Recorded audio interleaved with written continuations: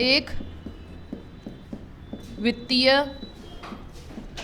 वर्ष के लिए सरकार का आय व व्यय का विवरण। ठीक है, वित्तीय वर्ष क्या है आपको पता है, कब चालू हो रहा है वित्तीय वर्ष? 1 अप्रैल से 31 मार्च। ठीक, उसके बाद हमने देखा था बजट में, आपने बजट घाटे तक हम पहुंचे थे, तो 2 चीज़ें अपन ने पढ़ी थी, पूंजीगत आय और राजस्व आय, है ना। आय अगर हमारे पास है तो आय 2 प्रकार से आती है। कहाँ से आती है? पूंजीगत राजस्व आय और पूंजीगत आय। ठीक है,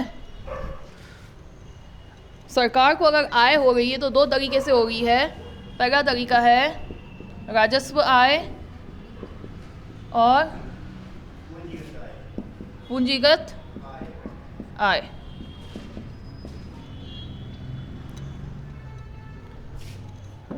अब मुझे आप ये बताएं, कंसेप्ट क्लियर होने चाहिए, इकोनॉमिक्स में आगे बढ़ नहीं पाओगे। मैं इसलिए थोड़ा कल धीरे धीरे ही पढ़ाया था और स्पीड को मैं कम इसलिए नहीं रखूँगी, कोर्स भी पूरा करना है। 12th वाले बच्चे अगर परेशान होते हैं तो उनको मैं रिवाइज़ करा दूंगी, उसकी टेंशन नहीं, रिवीजन मिल जाएगा। ग्रेजुएशन वाले स्पीड पकड़ेंगे और घर पे जाके पढ़ेंगे, नोट्स बनाएंगे, समस्या आगे मुझसे पूछेंगे। एक्स्ट्रा क्लास सैटरडे संडे के दिन खूब गिरेंगे, पूरा दिन कहोगे पूरा दिन पढ़ा दूंगी। ठीक, तुम पढ़ने की कैपेसिटी रखना। राजस्व आय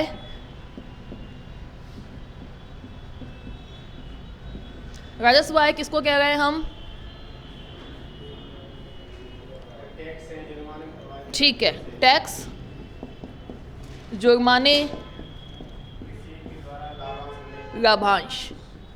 ठीक है, अब राजस्व आय में राजस्व आय हुई तो आप ये देखो परिसंपत्ति और देनदारियों पर क्या फ़र्क पड़ा, डेफिनेशन में ये मिलेगा आपको। मुझे ये बताओ, राजस्व आय होने पर परिसंपत्तियां घटी क्या? परिसंपत्ति नहीं घटी, तो ऐसी आय जिससे परिसंपत्ति नहीं घट रही है ना। दूसरा, देनदारियां बढ़ी क्या?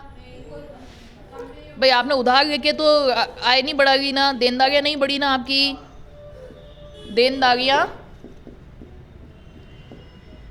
देनदारियां भी नहीं बढ़ी। तो राजस्व आय की आपकी डेफिनेशन भी ये बनेगी, ऐसी सरकार की आय जिससे तो परिसंपत्ति उसकी घट नहीं गई, देनदारियां बढ़ नहीं गई। और इसका एग्जाम्पल आपका बैठेगा टैक्स, जुर्माने और लाभांश। इसी तरीके से 4 प्रकार की आय और व्यय जब भी हम पढ़ रहे हैं, 2 चीज़ें आप ध्यान में रखोगे कि क्या परिसंपत्ति घट रही है या बढ़ रही है, देनदारियां घट रही है या बढ़ रही है, उसी के अनुसार उसकी डेफिनेशन बन जाएगी। आगे बात समझ में? डेफिनेशन बना लोगे तो राजस्व आय की डेफिनेशन क्या होगी? परिसंपत्ति घट नहीं गई, देनदारियां बढ़ नहीं गई, ऐसी आय को, सरकार की ऐसी आय को हम क्या कहते हैं? राजस्व आय कहते हैं।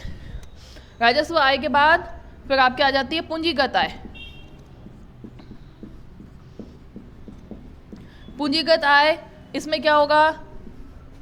किस तरीके की है? उधार ले सकते हो आप, परिसंपत्तियां बेच सकते हो,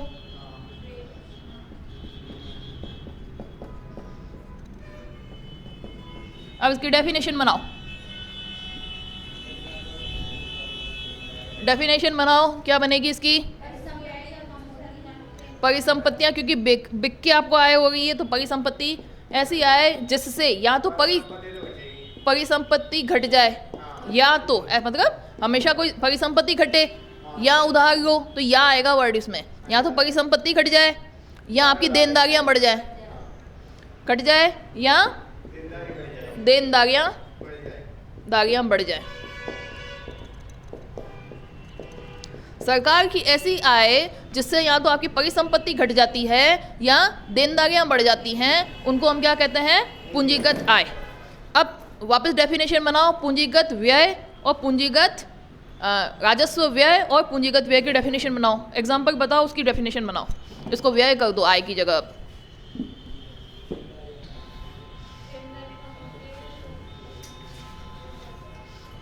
इसको हमने कर दिया व्यय। एग्जाम्पल क्या है? व्यय, वेतन, पेंशन। हाँ हाँ, सब्सिडी, सब्सिडी हो गई, प्रशासनिक खर्चे हो गए, ठीक है। ये रोजमर्रा के जो खर्चे हैं ये क्या हैं आपके राजस्व, रोजमर्रा के खर्चे जो हैं ये राजस्व खर्चे हैं। अब इससे कोई देनदारियां घट रही है क्या आपकी? देनदारी घटी क्या? देनदारी नहीं घटी। परिसंपत्ति बढ़ी क्या? नहीं बढ़ी। डेफिनेशन ऐसे बनेगी। तो ऐसा व्यय जिससे व्यय किया आपने लेकिन परिसंपत्ति में नहीं किया है ना, और देनदारियां भी नहीं घटी है आपकी, ये तो मुझे व्यय करना पड़ रहा है। कैसे? खर्चे चलाने के लिए। जैसे हम घर में खर्चे चलाते हैं ना, दूध आया, शक्कर आई, है ना, बिजली का बिल आया, तो ये वैसा व्यय है। घर चलाने के लिए खर्चा करना पड़ रहा है, लेकिन परिसंपत्ति कैसे बढ़ेगी? प्लॉट खरीद लिया मकान बनाने के लिए, है ना, एक और मकान बना लिया तो परिसंपत्ति बढ़ गई, संपत्ति हो गई ना वो घर की बड़ी अपनी। तो इसी तरीके से ये तो वो खर्चा है जो रोज़मर्रा का आप खर्चा कर रहे हो। इस रोज़मर्रा के खर्चे से आपकी परिसंपत्ति नहीं बढ़ेगी, देनदारियाँ नहीं घटेगी। मतलब आपने कोई उधार का भी यहाँ चुकता नहीं किया है, कहीं से आपने लोन लिया था उसको चुकता नहीं किया है। फिर आ जाओ आप पूंजीगत व्यय।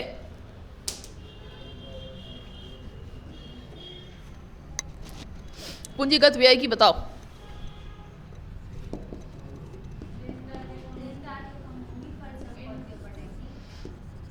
पूंजीगत व्यय में एग्जाम्पल बताओ कौन से हैं? हाँ, उधार चुका दिया आपने या कोई संपत्तियां बना ली, तो अब इसमें क्या होगा? जैसे आपने उधार चुका दिया, उधार चुका दिया, संपत्ति में इन्वेस्ट कर दिया, निवेश कर दिया, ठीक है। तो इससे क्या होगा? इससे होगा क्या? डेफिनेशन क्या बनेगी? ऐसा व्यय, ऐसा व्यय जिससे सरकार की परिसंपत्ति बढ़ती है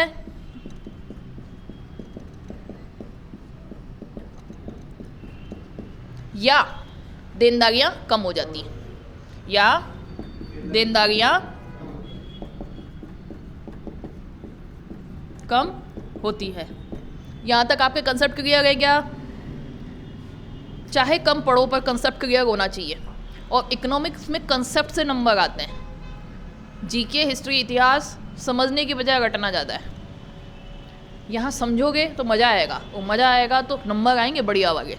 नहीं समझा तो इकोनॉमिक्स इतना हार्ड है, नहीं समझने वालों के लिए इकोनॉमिक्स हुआ है, उनको नहीं आएगा कभी समझ में। समझ के चलोगे, एक एक कदम चलो, लेकिन समझ के चलना। इतना याद है क्या ये कंसेप्ट? और जब भी इकोनॉमिक्स की क्लास में आओगे पिछला दिमाग में याद करके आओगे। इतना याद होगा तो मैं आगे पढ़ाऊंगी और आगे की चीज़ें समझ में आएंगी, ठीक है।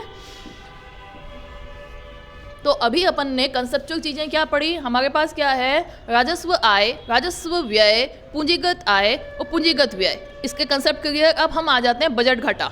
बजट घाटे के बाद और दूसरे भी प्रकार है घाटों के, उस घाटों पे आ जाएंगे।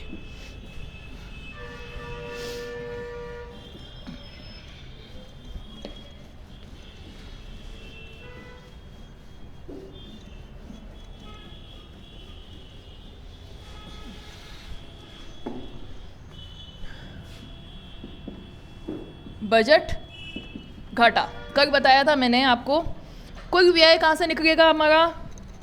कुल व्यय क्या है? कुल व्यय माइनस कुल आय। कुल व्यय क्या है हमारा? राजस्व व्यय प्लस पूंजीगत व्यय, पूंजीगत व्यय माइनस आय, राजस्व आय प्लस पूंजीगत आय। इसको हम क्या कह रहे हैं? बजट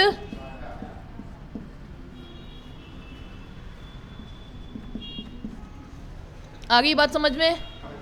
ठीक है। ये है हमारा बजट घाटा।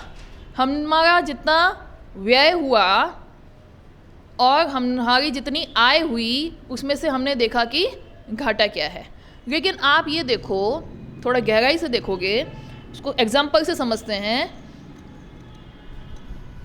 हमारी आय हुई 1025 करोड़ रुपए, लाख करोड़ में होती है वैसे तो, माना, ठीक है, 1025 करोड़ रुपए हमारी आय हुई। ठीक, अब आपकी इतनी आय हुई और आपने 1050 करोड़ का व्यय किया। ठीक है, तो आपने क्या किया था, इस बीच में क्या करोगे, उधारी लोगे। व्यय कहाँ से करोगे, उधार लोगे, है ना।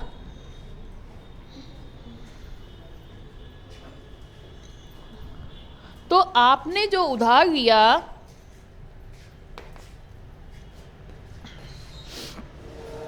तो ध्यान से देखेंगे हम वापस से। आय हमारे पास दो तरीके से हो रही है, पूंजीगत और राजस्व।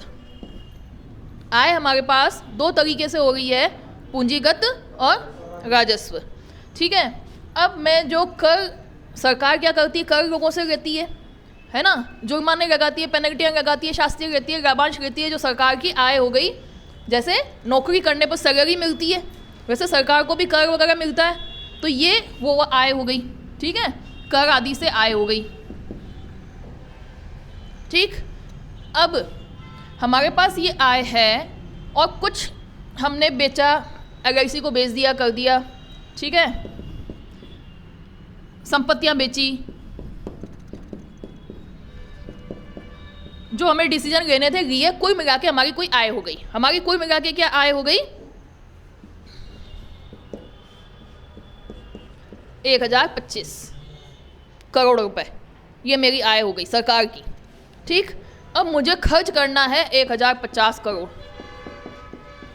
मैंने बजट बना दिया कि मैं सड़कें बनाएंगे, हम शिक्षा पे खर्चा करेंगे, हम रेल मार्ग बनाएंगे, हम सब्सिडी देंगे, हम राशन बांटेंगे, हम ये सब करेंगे, हम वो ये सब करेंगे। खर्चा कितना है, 1050 करोड़।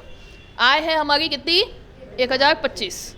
अब ये खर्चा कहाँ से, ये सब बेचने करने के बाद भी ये जो बीच की चीज़ें हैं वो कहाँ से लाएंगे हम। नहीं है तो क्या करेंगे, उधार दो, यही करेंगे। विश्व बैंक में चले जाएंगे, किसी और देश से चेक मांगेंगे कि उधार दे दो हमें कहीं से, करेंगे ऐसा। तो आपने यहाँ क्या जोड़ा, 25 करोड़ मांगा उधार। भाई आपने अपना काम तो कर लिया, अपने देश में जो कर सकते थे, अपनी संपत्ति थी, संपत्ति को जितना बेचना था बेच लिया। जो सब कोई थोड़ी बेच देंगे, जितना बेच सकते थे बेच लिया, इस साल में जो करना था। ठीक है, कर वर लगाने थे लगा दिए। ठीक है, फिर अब हमने बजट तो बना दिया कि हम शिक्षा पे इतना खर्चा करेंगे, हम रेल मार्ग भी बनाएंगे, हम ये भी करेंगे, हम ये भी कर रहे हैं, हम ये भी कर रहे हैं। तो ये 25 करोड़ के बीच में ज़रूरत पड़ रही है, तो अब क्या करेंगे, इतना उधार मांग के आएंगे, हमें उधार दे दो, हम बाद में आपका चुका देंगे, हम इसका ब्याज दे देंगे, इतने सालों में चुका दिया जाएगा। कुछ टर्म्स एंड कंडीशन पे हम क्या लेके आएंगे, उधार लेके आएंगे। इतनी आगे की बात समझ में। अब आपके बजट घाटे वाले केस में क्या होता है कि ये उधार जो आप लेके आते हो उसको कौन सी आय बोलते हो, जो आप उधार लेके आते हो उसको आप कौन सी आय बोलते हो, पूंजीगत आय। ठीक है, तो आपने यहाँ पूंजीगत आय जोड़ ली, उधारी भी जोड़ ली, बेचना भी जोड़ लिया, सब जोड़ लिया, कर वर जो आपको मिल रहे थे वो भी आपने जोड़ लिए। तो अब मैंने ये उधार को जोड़कर क्या कर लिया, 1050 करोड़ कर लिया, उधार जोड़ दी मैंने इसमें, है ना। व्यय मेरा होना कितना था, 1050 था, यही व्यय करना था। ये घटाएंगे तो बजट घटा क्या आएगा, 0 ही तो आएगा। आगे क्या बात समझ में। तो बजट घाटा तो आपके 0 ही आएगा हमेशा। फिर बजट घाटा कैलकुलेशन करने का कोई खास मतलब निकलता नहीं है। फॉर्मूले के लिए फॉर्मूला समझाया मैंने आपको, आगे 2 4 5 घाटे और आएंगे। तो ये बजट घाटे से तो कोई खास मकसद सॉल्व थोड़ी हो रहा है क्या।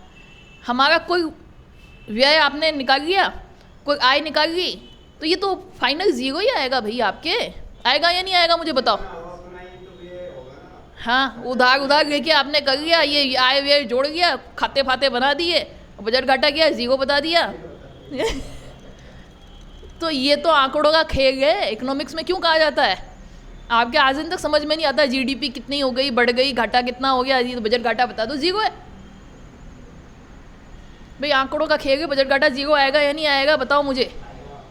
आएगा। अब इसमें क्या कमी आ गई, आप कितनी उधारी ले रहे हो पता चल रहा है क्या मुझे? ठीक है, इसलिए फिर दूसरा घाटा निकाला गया जिसको बोला जाता है राजकोषीय घाटा। राजकोषीय घाटा में आप ये कहोगे बजट घाटा माइनस उधार, ये है आपके कौन सा घाटा? राजकोषीय घाटा।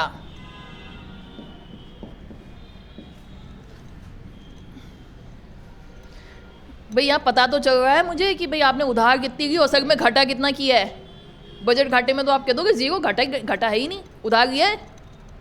भाई कोई भी एक व्यक्ति है जिसकी महीने की सैलरी है 10,000 रुपये, सरकार के रूप में सोचना, मैं व्यक्ति का एग्जांपल दे रही हूँ, उसके घर के खर्चे हैं 15,000 रुपये, ठीक है, 5,000 रुपये दोस्त से उधार लिया है, आय व्यय जोड़ दी उसने, मैंने 2,000 यहाँ खर्च किया, 2,000 वहाँ खर्च किया, 5,000 यहाँ से गया, 10,000 मेरे को सैलरी मिली, 15 माइनस 15 घाटा जीरो। भाई बजट घाटा तो यही बता रहा है आपका, उधारी उधारी जोड़ जोड़ा के बजट घाटा तो यही बता रहा है आपको। तो फॉर्मूला आपको याद हुआ, कंसेप्ट भी आपको समझ में आना चाहिए। सिर्फ फॉर्मूला ही नहीं पढ़ना है, इकोनॉमिक्स है समझने का खेल, समझ में आना चाहिए। तो बजट घाटा आया समझ में आपके? कोई आय व्यय से जो आप कर रहे हो, कोई व्यय में से जो कोई आय, ये बजट घाटा आपके समझ में आ गया। यहाँ पे आपके बजट घाटा सामान्यतया जीरो ही आएगा। हाँ, बजट घाटा कभी ज़्यादा आ सकता है कि उधारी नहीं देवे आपको कोई, पाकिस्तान के साथ हो रहा है, कटोरा लेके घूम रहा, उधार भी नहीं मिल रही, तो उसका बजट घटा आएगा। उधार मांग रहा है लेकिन मिल नहीं रही है, हमें मिल जाती है, इंडिया को मिल जाती है, जहाँ चला जाता है उसको उधार मिल जाती है, तो उसका तो बजट घाटा जीरो बैठ जाता है। ठीक है, अब वो मांगते ही गए और मिले ही नहीं उधार, तो बात अलग है कि व्यय सोच रखा है, व्यय कर रहे हैं, पर व्यय करोगे कहाँ से जब तक उधार मिलेगी नहीं। आपने व्यय कर दिया, व्यय कर दिया तो व्यय किया मतलब कहीं से मिला कुछ आपको, तभी तो किया। ठीक है, अगर एडवांस में बजट घाटा बता रहे हो और उधार मिली नहीं है तो मिल सकता है कि भाई अभी तो उधारी मिली नहीं है, और वो घाटा आप कुछ बता सकते हो कि भाई घाटा है, उधारी मिली नहीं है, या इस तरीके से। सामान्यतः आय और व्यय हम पूरा बता रहे हैं और उधार भी ले रहे हैं, तो आपके बजट घाटा क्या आएगा? उधार उतनी आप ले लोगे, व्यय आप उतना ही करोगे ना कि भाई यहाँ देखो आप, है ना। तो ये बजट घाटा क्लियर हो गया। आगे बढ़ते हैं, नेक्स्ट टॉपिक क्या है? राजकोषीय घाटा।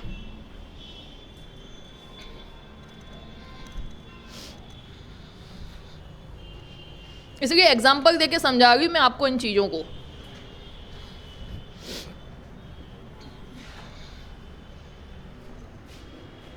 राजकोषीय घाटा,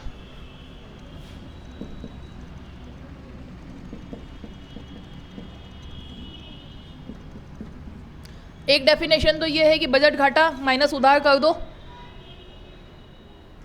बजट घाटा माइनस उधार नहीं, जोड़ दो, घाटे को बढ़ाना है ना अपने को, तो प्लस उधार को जोड़ दो तो घाटा बढ़ेगा ना आपका। ठीक है, तो बजट घाटा प्लस उधार जोड़ा। दूसरा आप इसकी एक डेफिनेशन और लिखेंगे,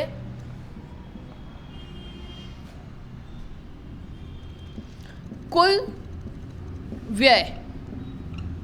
कुल व्यय में क्या आएगा आपके? पूंजीगत व्यय और राजस्व व्यय दोनों आ जाएंगे।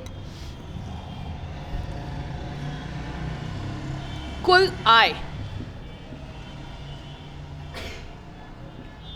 उधार को छोड़कर,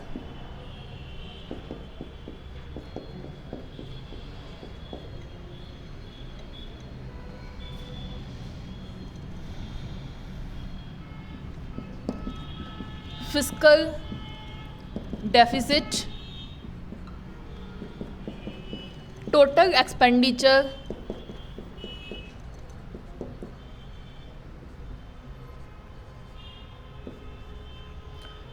physical deficit equal to total expenditure, total income except borrowing.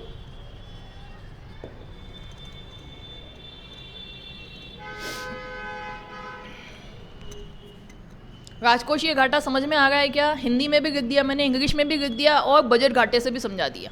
Budget घाटे में उधार जोड़ो तो राजकोषीय घाटा बढ़ेगा। और इस तरीके से समझो, बजट घाटा आप निकाल रहे थे, कुल व्यय माइनस कुल आय, लेकिन आय में आप उधार मत जोड़ो, एक्सेप्ट बोरोइंग, उधार वाला मामला मत जोड़ो। उधार मांग क्या हो गए, पहले बताओ घाटा क्या कर रहे हो, उधार बाद में मांगना, ठीक है? उधार मांग के सब सेटल कर दिया तो आपके क्या बजट घाटा तो जीरो हो गया है। तो बजट घाटा समझ में आ गया, राजकोषीय घाटा समझ में आ गया। एग्जाम के पॉइंट ऑफ व्यू से आपके राजकोषीय घाटा और इतने दो कंसेप्ट तो बहुत ज़्यादा ज़रूरी है, दिमाग में फिट होने चाहिए। आपके पूरा जो इकोनॉमिक सर्वे आता है वो इसी लगभग इन्हीं पे रहता है। राजकोषीय घाटा जीडीपी का कितने % है? राजकोषीय घाटा जीडीपी का पूर्व अनुमान लगाया था 6.8%, जो पहला अनुमान देते हैं, फिर उसके बाद संशोधित अनुमान असल में रहा है 9%। जीडीपी क्या होती है, जीडीपी भी समझाएंगे आपको। घाटे को पहले पढ़ें या जीडीपी पहले पढ़ें? ग्रॉस डोमेस्टिक प्रोडक्ट एक तरीके से आपका जो देश है, देश की जो भौगोलिक सीमाएं हैं, और इस भौगोलिक सीमाओं में जितने भी आपके नागरिक रहते हैं, मतलब इस भौगोलिक सीमाओं में नागरिक के अलावा चाहे दूसरा व्यक्ति भी आके रहता है, इस भौगोलिक सीमाओं में जितना भी वस्तुओं और सेवाओं का उत्पादन हुआ है, उसका जो मूल्य है उसको हम क्या कहेंगे? जीडीपी। हाँ, अगर शॉर्ट में हम कहें, इंडिया की भौगोलिक सीमाओं में जो भी उत्पादन हुआ उसका मूल्य निकाल लो शॉर्ट में। फिर इसकी टिपिकल डेफिनेशन है, जो डेफिनेशन तो मैं दिखाऊंगी। एक तरीके से ये मान लो जीडीपी क्या है? सेवा या उत्पादन, उसका मूल्य कहाँ? उसकी सीमा के अंदर, ठीक है? तो इसको कहते हैं अपन क्या? जीडीपी। और जीडीपी के % जीडीपी आपका जैसे अगर मैं एक्चुअल फिगर की बजाय जैसे सिंपल ही बता रही हूँ, जैसे 1000 लाख करोड़ माना कि ये हमारी जीडीपी, आर्थिक मूल्य निकाला अपन ने किसका? वस्तुओं का, सेवाओं का हमने निकाल लिया आर्थिक मूल्य। देश के अंदर, देश की भौगोलिक सीमाओं के अंदर जितने भी वस्तुओं का उत्पादन हुआ है और सेवाएं हुई हैं, सेवाएं मतलब सॉफ्टवेयर बनाया और बेचा, उसको सेवाएं कहते हैं। होटल व्यवसाय सेवा है ना? तो इस तरीके की सेवाएं, इनका भी मूल्य होता है। तो इनका जो मूल्य है, टोटल मूल्य है ना, अपन ने जो कैलकुलेट किया वो क्या कहलाएगा? जीडीपी। और अपन ने गिन लिया मानो 1 लाख करोड़। अब हम उधारी लाते हैं 25 लाख करोड़, या हमारा घाटे, ये जो घाटा आ रहा है राजकोषीय घाटा, वो कितना आ रहा है? माना कितना आ रहा है? 25 लाख करोड़। तो ये 1000 का 25 कितना प्रतिशत है? 100 का प्रतिशत बता दो, चलो 25%। तो ऐसे प्रतिशत निकाला जाता है। तो कितना प्रतिशत घाटा कर रहे हैं अभी अपन? जीडीपी का 6.9%। पहले तो जीडीपी कैलकुलेट कर लेते हैं। जीडीपी क्या है? वस्तुओं सेवाओं का आर्थिक मूल्य भौगोलिक सीमा में जो भी पैदा हो रहा है। इंडिया में जो भी वस्तुएं सेवाएं पैदा हो रही हैं उनका आर्थिक मूल्य निकाल लिया अपन ने। फिर उसको अपन ने देखा, राजकोषीय घाटा निकाल लिया हमने। फिर देख लिया कितने प्रतिशत है राजकोषीय घाटा, जीडीपी का कितना प्रतिशत है। भाई आप 100 कमा रहे हो और इतना घाटा कर रहे हो। आगे की बात समझ में आ रही है क्या? हाँ, फ्यूज जुड़े हुए क्यों क्या कर रहे हैं? हाँ, चेहरे खिगे खिगे नहीं क्या कर रहे हैं? समझ में कुछ कम आ रहा है? भाई इकोनॉमिक्स दिमाग वाली चीज़ है, इतना आसानी से कैसे घुस जाएगी? कहीं समझ में नहीं है, आराम से जगेंगे। इसलिए मैंने कहा था जीडीपी बीच में मत पूछो।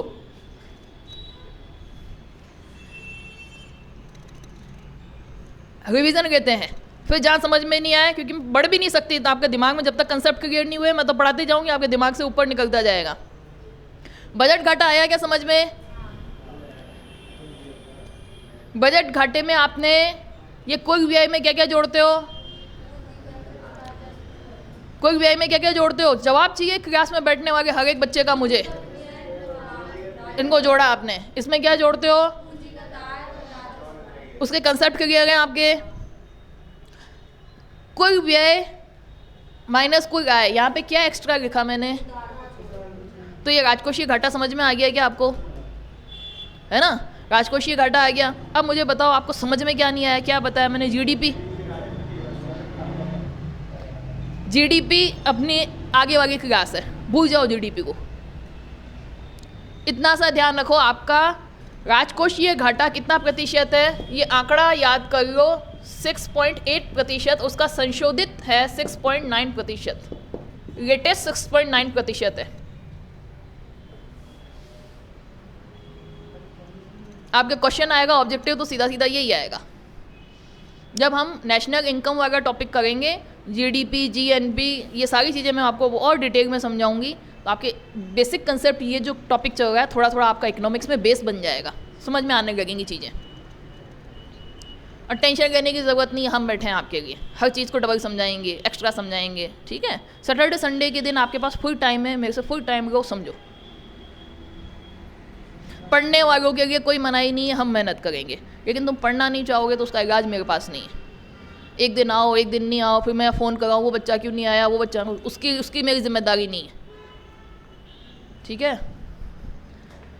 भाई। हम यहाँ क्लास चला रहे हैं, तुम अपने घर बैठे हो, फिर कहो मैं अगर कोई ये नहीं पढ़ाया, वो नहीं पढ़ाया। नहीं पढ़ाया, तुम आए थे क्या? है ना, उस बच्चे को अधिकार नहीं है कहने का, लेकिन जो क्लास में आ रहा है उसको समझ में नहीं आया, सैटरडे संडे 6 घंटे पढ़ेगा, मैं पढ़ाऊँगी, ठीक है। तुम्हें जो मैं समझा रही हूँ समझ में नहीं आया, मेरे से पूछना। और तुमको यहाँ 6 बार फ़ोन करा मैं, फिर तुम महाराज के जैसे आओ, फिर बोलो ये नहीं दिया, वो नहीं कराया, नहीं कराएंगे ऐसे महाराज को, ठीक है।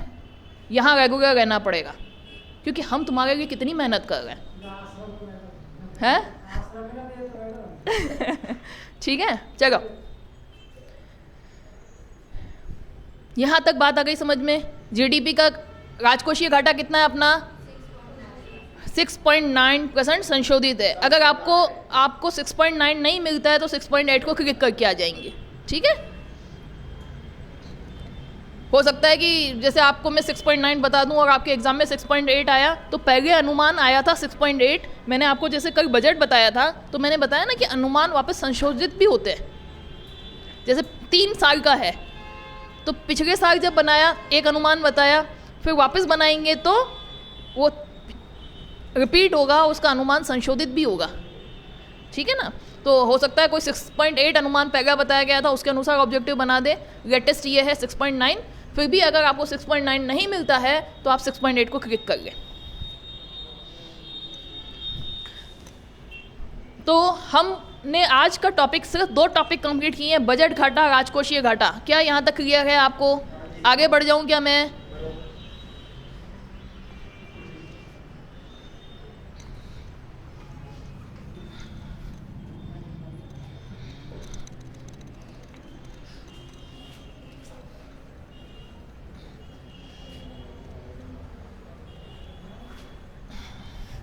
और आपके सीईटी के एग्ज़ाम के लिए राजकोषीय घाटा इतना ही काफ़ी है। राजकोषीय घाटा जैसे आपको समझ में आ जाए, इससे ज़्यादा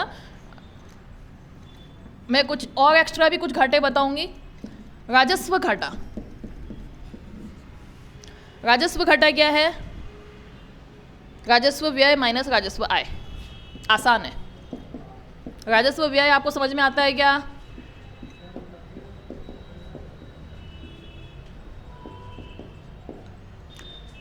राजस्व व्यय आपको समझ में आता है क्या? ठीक है, व्यय निकाल लिया हमने और राजस्व की ही आय निकाल ली, तो आपके क्या हो गया? ये राजस्व घाटा हो गया।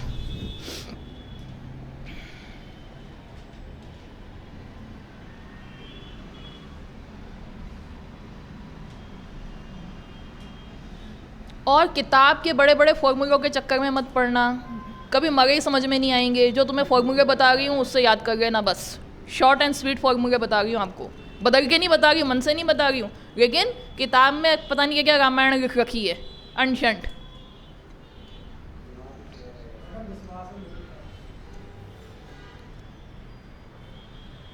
वो पता नहीं क्या जोड़ गुणा भाग करके पता नहीं ऐसे बच्चों को कंफ्यूज कर रखा है किताबों में कि उसकी ज़िंदगी में समझ में नहीं आए।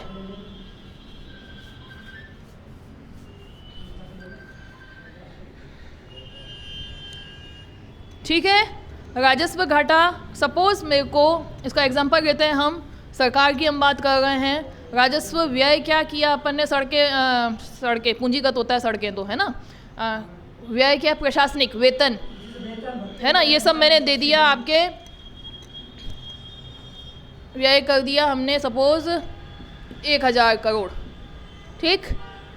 और कर हमने लिए, जुर्माने लिए, लाभांश हमने लिए, हमको मिला कितना, 500 करोड़, ठीक है, हो सकता है ऐसा। तो ये क्या कहलाएगा, राजस्व घाटा, ठीक है।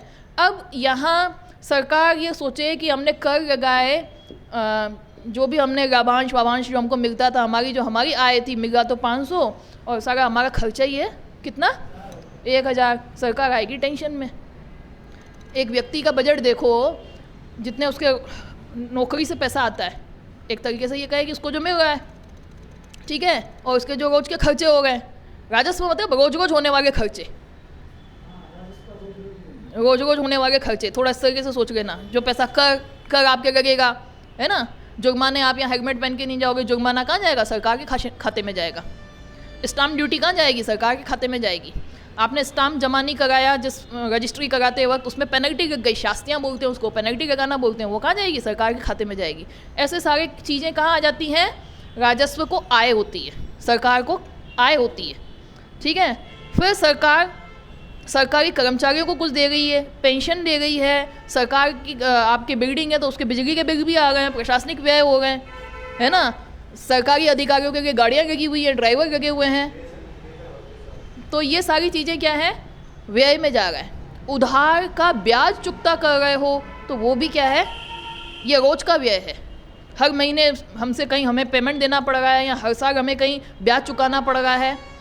पूरा का पूरा उधार चुकाना तो आपके वो पूंजीगत में आ जाएगा, लेकिन सिर्फ ब्याज चुका रहे हो तो किस में आएगा, राजस्व में आएगा, ठीक है।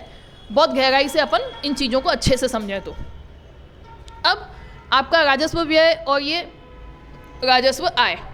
अब ये है कि भाई सरकार ये सोचेगी कि भाई ऐसा रहा कि भाई अपने तो कर वगैरह से जो हम कह रहे हैं, आय तो अपने को कम है और व्यय ज़्यादा हो रहा है। इसी चीज़ में एक चीज़ और आती, अनुदान, सब्सिडी। हाँ, खर्च ज़्यादा है और कमाई कम है। खर्च ज़्यादा है, कमाई कम है। व्यय मतलब खर्च ज़्यादा है। इधर व्यय आपको कठिन लगता है तो खर्च लिख दो, है ना। आय अगर कठिन लगता है तो आमदनी लिख दो, है ना। समझने के लिए तो आप कुछ भी लिखो। और खर्च के अगर आप एक्सपेंडिचर इंग्लिश वाले ले गए,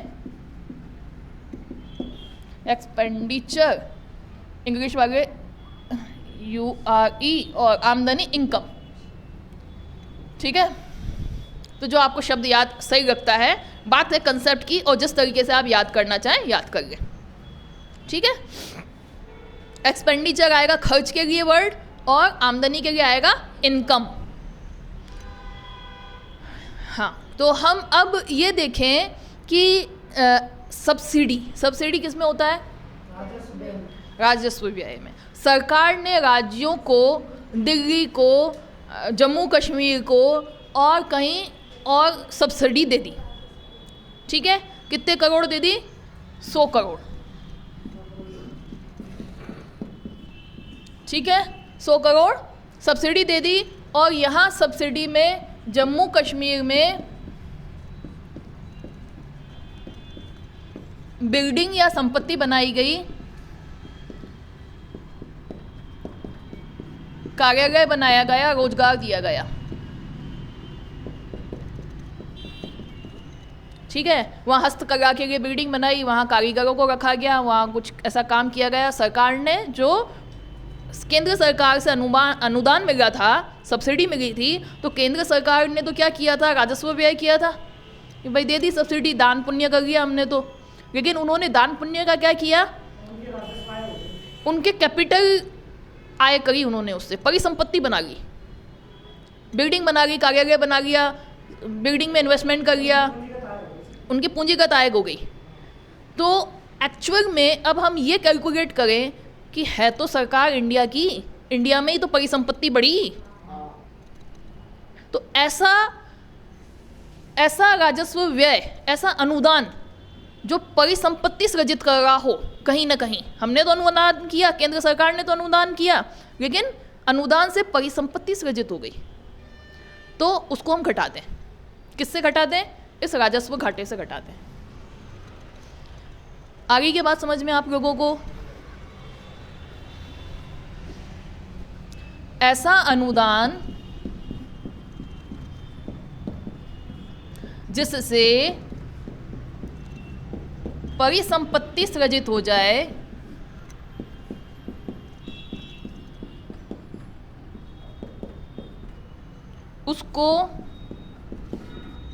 उसको राजस्व घाटे से घटा दिया जाए, हटा दिया जाए या कम कर लिया जाए, कम कर लिया जाए, घटाई लिखो, घाटे से घटा दिया जाए।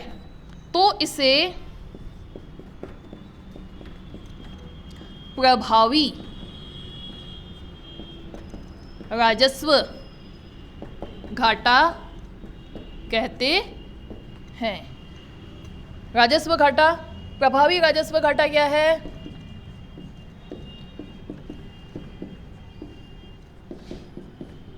प्रभावी राजस्व घाटा इक्वल टू राजस्व घाटा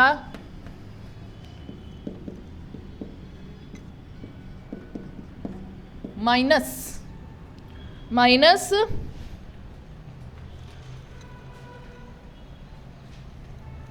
ऐसा अनुदान जिससे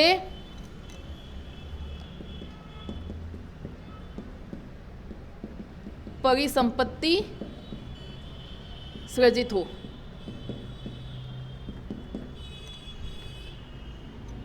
या कहीं कहीं बुक में इसको लिखा हुआ है योजनागत व्यय। समझने की बात यह है कि वो कैपिटल में जुड़ रहा है, इसलिए। या ऐसा राजस्व व्यय जिससे परिसंपत्ति सृजित हो जाती है बाद में।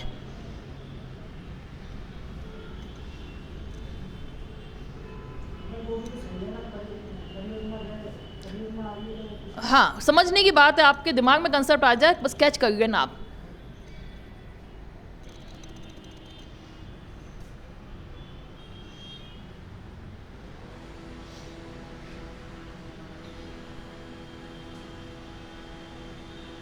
हो गया क्या? रिवीजन करेंगे हमने कितने घाटे पड़ गए लिख लो, और उसके बाद वापस रिवीजन करेंगे।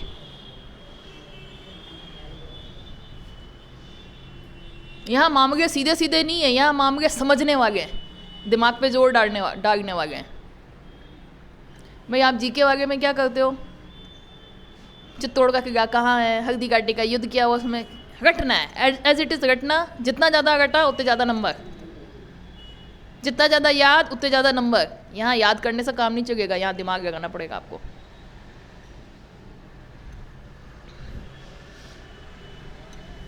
ये कंसेप्चुअल चीज़ है, और कंसेप्चुअल चीज़ समझाना, हो सकता है टीचर बहुत अच्छे मिल जाएं, लेकिन बच्चे के दिमाग में समझ में आए वही चीज़ बढ़िया।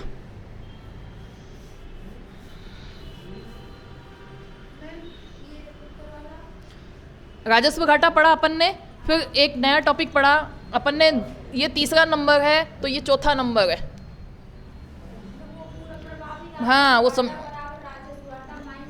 अनुदान जिससे परिसंपत्ति सृजित हो जाए। एग्जाम्पल बताया तो नहीं सही मैंने आपको? योजनागत व्यय किया है अपन ने। भाई एक्चुअल में मैंने आपको ये समझाया, राजस्व व्यय कितना है? 1000 है ना। राजस्व आय कितनी है? 500। अपन राजस्व व्यय में क्या जोड़ते हैं? जैसे सब्सिडी जोड़ते हैं। सब्सिडी से ये मानते हैं इससे कुछ पैदा तो नहीं होगा, हमारे काम की कोई चीज़ नहीं बनेगी, है ना। तो ये है कि भाई खर्चे हैं जो अपने को आ रहे हैं जा रहे हैं, लेकिन अगर इस सब्सिडी हमने एक एग्जांपल दिया कि केंद्र ने राज्य को दे दी और राज्य ने उससे योजनागत व्यय कर लिया या परिसंपत्ति सृजित कर ली, तो क्या हो गया, एक तरीके से असल में वो घटा नहीं है फिर राजस्व, वो घटाओ उसको, परिसंपत्ति बनी है आपकी, तो उसको घटाया तो असली मतलब प्रभावी राजस्व घाटा आया आपके पास। भाई ये घाटा एक तरीके से नकली क्यों है, क्योंकि इसमें भी कुछ आप अच्छा काम कर रहे हो। जैसे फॉर एग्जाम्पल मैं एक घर का एग्जाम्पल लेती हूँ। पिताजी हैं, पिताजी ने 1000 कमाए, खर्चा कितना हुआ 2000 खर्चा हो गया, ठीक है, घाटा कितना हो गया 1000। अब ये 2000 जो उसने खर्चा किया था, इसमें से पुत्र को दिए थे 500 रुपये, ठीक है, 500 रुपये में पुत्र ने किसी अच्छी जगह पे इन्वेस्ट कर दिया, है ना, जिससे आपके घर की संपत्ति बढ़ गई है।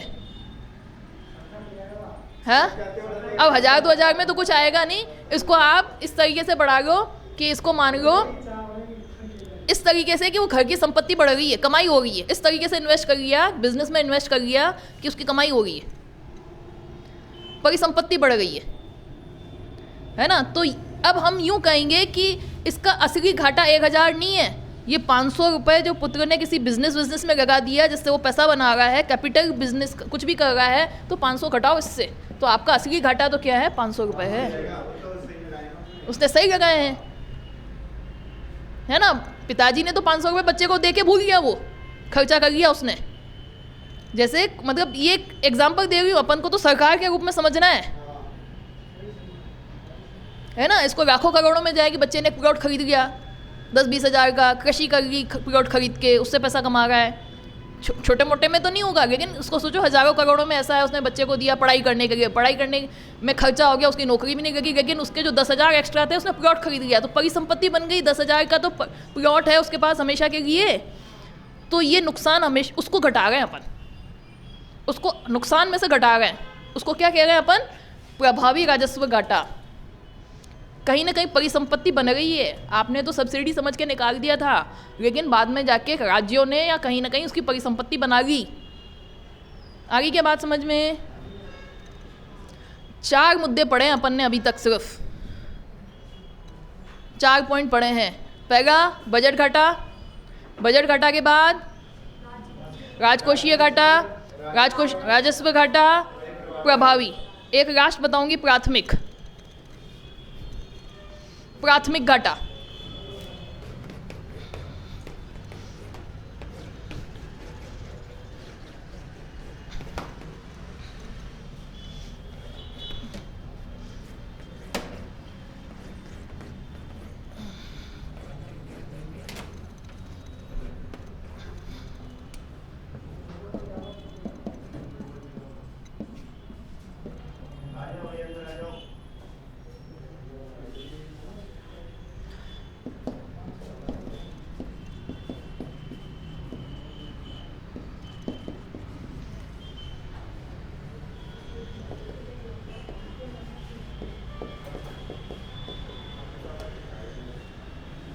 अब इसको समझेंगे, लास्ट टॉपिक है अपना, प्राथमिक घाटा किसको कहेंगे हम।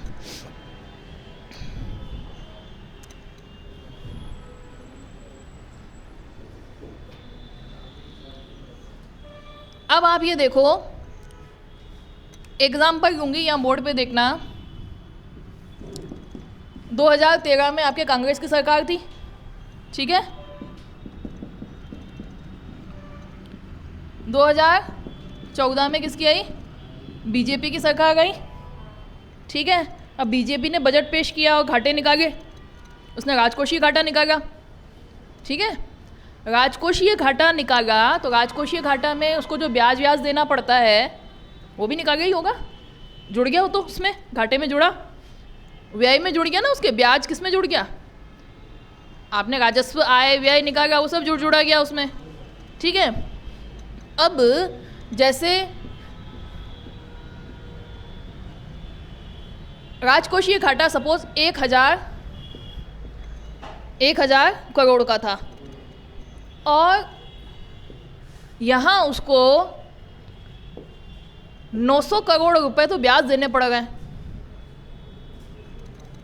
क्या करना पड़ गया? 900 करोड़ ब्याज देना पड़ गया। तो ये खुद तो घाटा कम कर रही है ना, इसका मतलब उसका ब्याज चुका रही है ना। ये बात आ गई है समझ में आपको? राजकोषीय घाटा था, राजकोषीय घाटा अपन ने निकाल लिया। राजकोषीय घाटा कैसे निकाला अपन ने? राजकोषीय घाटा कैसे निकाला?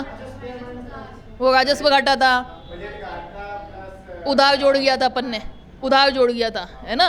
राजकोषीय घाटा निकाला, ठीक है भाई। इस सरकार ने जो उधार ली अपन ने जोड़ ली, घाटा निकाल लिया बजट का, और इस सरकार ने जो उधार ली वो जोड़ ली। अब वो ये कह रही है कि मेरे को तो ब्याज देना पड़ रहा है, पुरानी सरकार का पाप धोना पड़ रहा है, तुम मेरे घाटे को ऐसे क्यों देख रहे हो?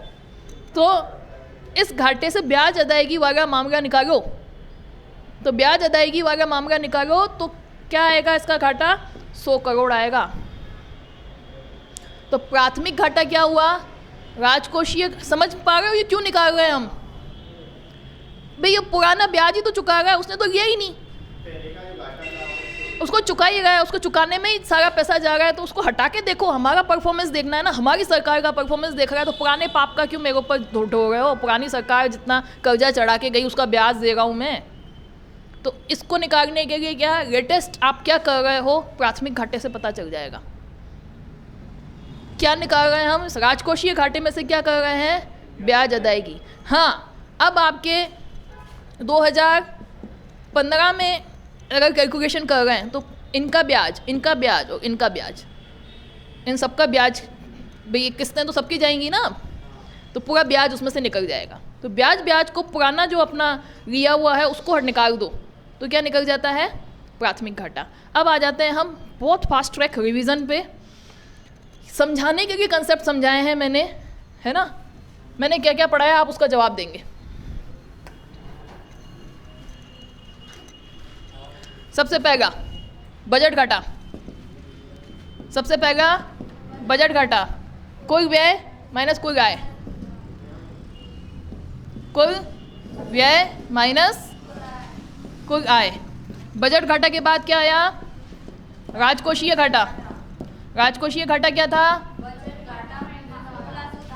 बजट घाटा